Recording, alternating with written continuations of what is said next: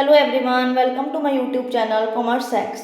चलिए इस वीडियो को शुरू करते हैं। इस वीडियो को शुरू करने से पहले मेरे बारे में कुछ ब्रीफ इन्फॉर्मेशन जान लेते हैं। My name is Muskan Jain. I qualified UGC net and GRF in commerce with 98 percentile. I also qualified UGC NET in commerce with 96 percentile. I did my masters in commerce in accountancy and finance and I also did BCom honors.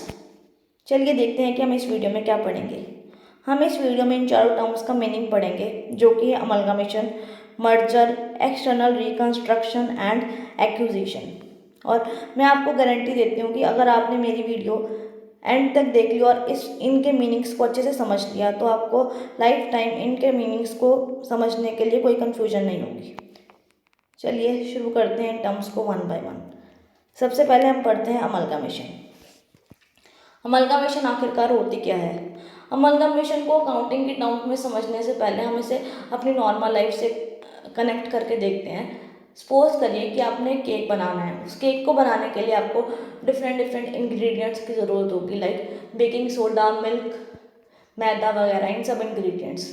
उस cake को बनाने से पहले उन ingredients की अलग अलग पहचान, अपनी अपनी पहचान है। बट जब वो केक के मिक्सचर में मिक्स हो जाएंगे तो वो सारे अपनी पहचान को क्या कर देंगे, खो देंगे और एक नई पहचान उभर कर आएगी केक के रूप में, क्योंकि वो सारे जो इंग्रेडिएंट्स हैं वो केक में मिक्स हो गए हैं और वो इंग्रेडिएंट्स हमें अलग अलग दिखाई नहीं दे रहे, इसलिए उसकी एक नई पहचान बनी है जो कि है केक। चलिए अब इसको अकाउंटिंग से कैसे कनेक्ट करते हैं वो देखते हैं।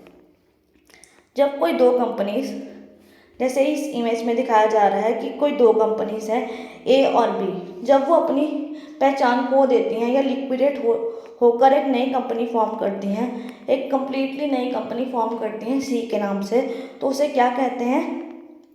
अमलगामेशन। ठीक है जी। चलिए इसको एक और एग्जांपल से समझते हैं। सपोज करिए कि आप एक पजल सॉल्व कर रहे हैं। उस पजल को सॉल्व करने से पहले उस पजल के जो डिफरेंट पार्ट्स हैं उसकी एक अलग अलग आइडेंटिटी है, मतलब किसी पे कुछ बना हुआ है, किसी पे कुछ बना हुआ है। बट जब उस पजल को आप कंप्लीटली सॉल्व कर लेंगे तो आपको एक कंप्लीट पिक्चर दिखाई देगी जो एक बिल्कुल ही नई आइडेंटिटी होगी। ऐसे ही अमलगामेशन होता है।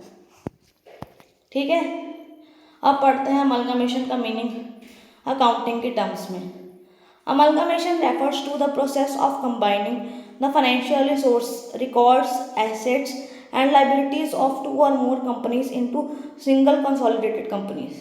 consolidated का मतलब होता है एक कंपनी, सिंगल कंपनी। जब हम दो कंपनीज के एसेट्स और लाइबिलिटीज़ और सबको कंबाइन करके या दो कंपनीज को लिक्विडेट करके एक नई कंपनी बनाते हैं तो उसको क्या कहते हैं?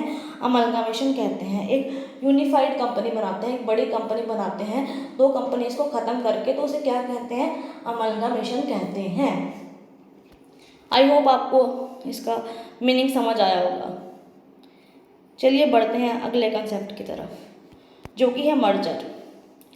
मर्जर का क्या मीनिंग होता है? Merger is a business deal where two existing and independent companies combine to form a new singular legal entity. इसका मतलब क्या हुआ कि दो ऐसी कंपनीज जो आपस में इंटरलिंक तो हैं, जब उनको कंबाइन कर दिया जाता है तो वो एक बड़ी कंपनी बनाते हैं ताकि वो एक बड़े स्केल पर काम कर सकें।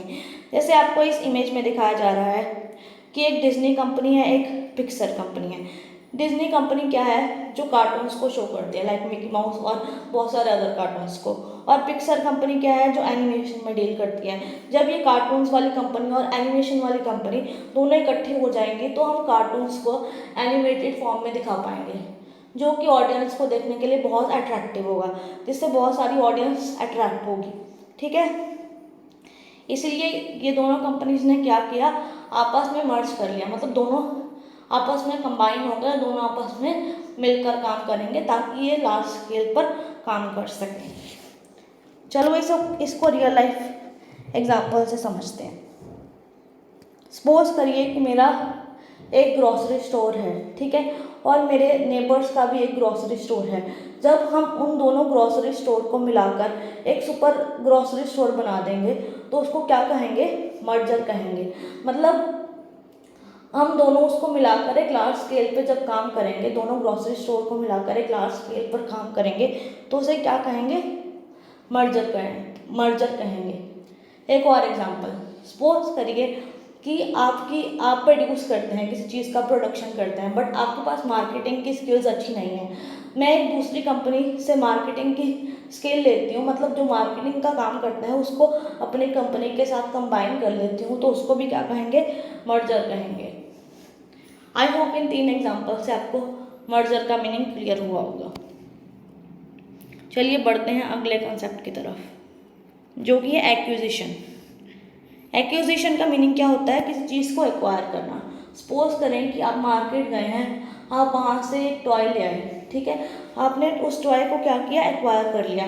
मतलब अब टॉय पर किसका हक है, आपका हक है, बट उससे पहले जब वो बायर के पास था तो उस टॉय पर किसका हक था, बायर का हक था।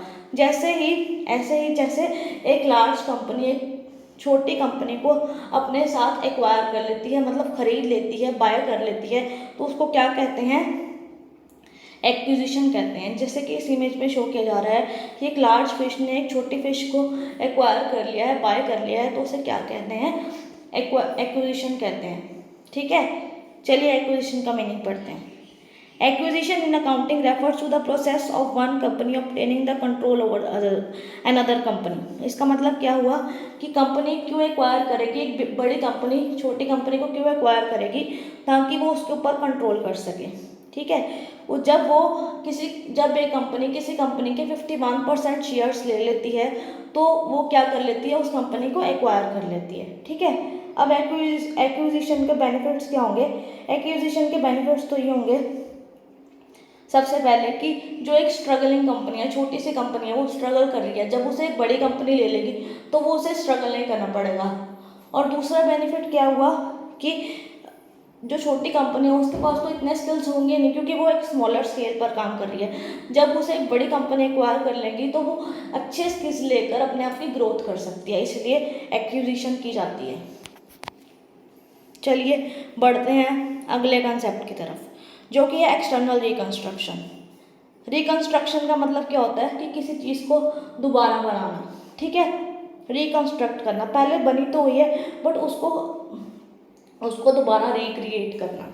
ठीक है, सपोज करें कि कोई कंपनी है, उसकी फाइनेंशियल हालत बहुत ज़्यादा ख़राब है, उसके बहुत ज़्यादा डेट बढ़ चुके हैं और वो बहुत लॉसेस में जा रहे हैं और उसके एसेट बहुत ही कम हो गए हैं। तो इस केस में क्या किया जाता है, एक्सटर्नल रिकंस्ट्रक्शन की जाती है गवर्नमेंट के द्वारा, जिसमें क्या होता है कि गवर्नमेंट एक एक्सटर्नल पार्टी को रीअपॉइंट करती है, जो कि है लिक्विडेटर। इसलिए इसे एक्सटर्नल रिकंस्ट्रक्शन कहा जाता है, क्योंकि इसमें एक एक्सटर्नल पार्टी को अपॉइंट किया जाता है गवर्नमेंट के द्वारा, जो कि है कंपनी के सारा कुछ संभालता है, कंपनी के देखता है कि उसकी एसेट्स को बेचना है और उसकी लायबिलिटीज़ को ख़त्म कैसे करना है। तो इसे क्या कहते हैं, एक्सटर्नल रिकंस्ट्रक्शन।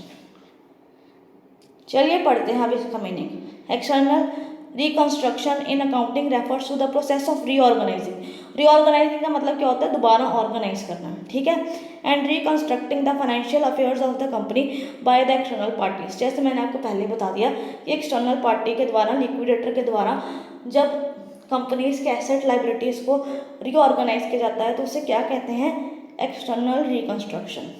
ठीक है, जो कंपनी फाइनेंशियल डिस्ट्रेस फेस कर रही होती है या इंसॉल्वेंसी फेस कर रही होती है, उसके लिए एक्सटर्नल रिकंस्ट्रक्शन की जाती है। आई होप सो कि आपको इन चारों का मीनिंग बहुत अच्छे से क्लियर हुआ होगा।